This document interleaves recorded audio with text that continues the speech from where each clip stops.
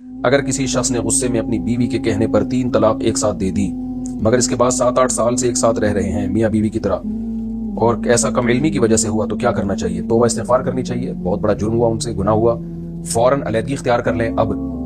اور عورت کی عدت تو پوری ہو چکی ہوگی، 3 طلاقیں بہت پہلے دی ہیں تو ختم ہو گئی عدت 3 مینسز گزرنے کے بعد، لیکن یہ کہ یہ گناہ گار ہوں گے، 2 رکعت پڑھ کے اللہ سے گڑگڑا کے معافی مانگے اور فوراً علیحدگی اختیار کر لیں۔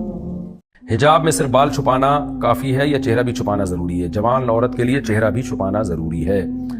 اگر کسی شخص کے پاس صرف 5 تولے سونا ہو اور کچھ نہ ہو، نہ نقدی نہ مال تجارت اور نہ کوئی گھر بلکہ سب مشترکہ گھر میں رہتے ہوں، اور اس کے پاس صرف 5 تولے سونا ہی ہو، تو کیا اس کی زکوٰۃ ہوگی؟ 1 روپے بھی اگر اس کے پاس ہے نا 5 تولے سونے کے ساتھ 1 روپیہ، تو بھی اس پر زکوٰۃ لازم ہے۔ لیکن اگر 1 روپیہ بھی نہیں ہے، جیسے ہوتا نہیں عام طور پر ایسا، لیکن چلے اگر نہیں ہے، صرف سونا ہی سونا ہے، تو پھر 7.5 تولے سے کم پہ زکوٰۃ لازم نہیں ہوتی، تو پھر ایسے شخص پہ زکوٰۃ لازم نہیں ہے۔ صلاح الدین انصاری بمبئی سے، میرے ٹخنوں کے اوپر بہت زیادہ انفیکشن ہے، تو کیا میں موزے پہن کر نماز پڑھ سکتی ہوں؟ موزے پہن کے تو ویسے بھی پڑھ سکتی ہیں، ٹخنوں پہ انفیکشن ہو یا نہ ہو۔ مجھے سوال آپ کا سمجھ میں نہیں آیا، کیا شاید آپ کا مقصد یہ ہے کہ ٹخنوں پہ مسا، یعنی موزوں پہ مسا کرنا ہے؟ تو مسا کے لیے جو موزے،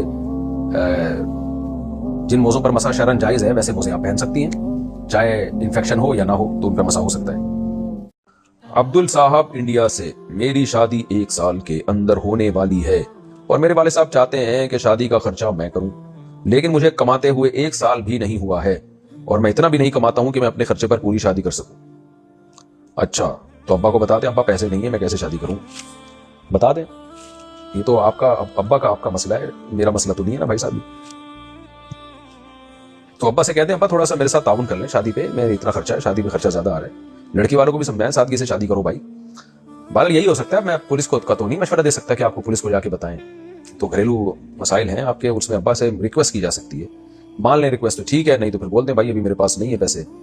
لڑکی والوں کو بتا دیں بھائی ہم سادگی سے کر رہے ہیں، میرے پاس دے کہ ہمیشہ سچ بولنا، صاف طریقے سے چلنا سیکھیں۔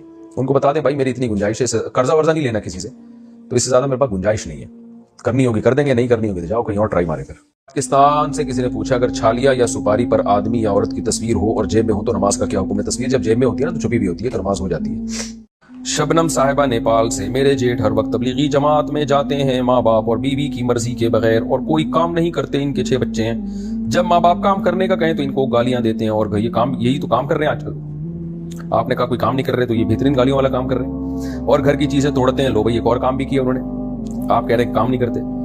ان کی وجہ سے ان کی بیوی بہت پریشان ہیں، کیا کیا جائے؟ کیا ایسے جماعت میں جانا جائز ہے؟ بھائی جماعت میں تو لوگ نکلتے ہیں، تبلیغ والے ان کو بتاتے ہیں کہ دین سیکھنے کے لیے نکلو، اور دین میں 2 چیزیں داخل ہیں، اللہ کے حقوق اور اللہ کی مخلوق کے حقوق۔ تو اگر وہ مخلوق کے حقوق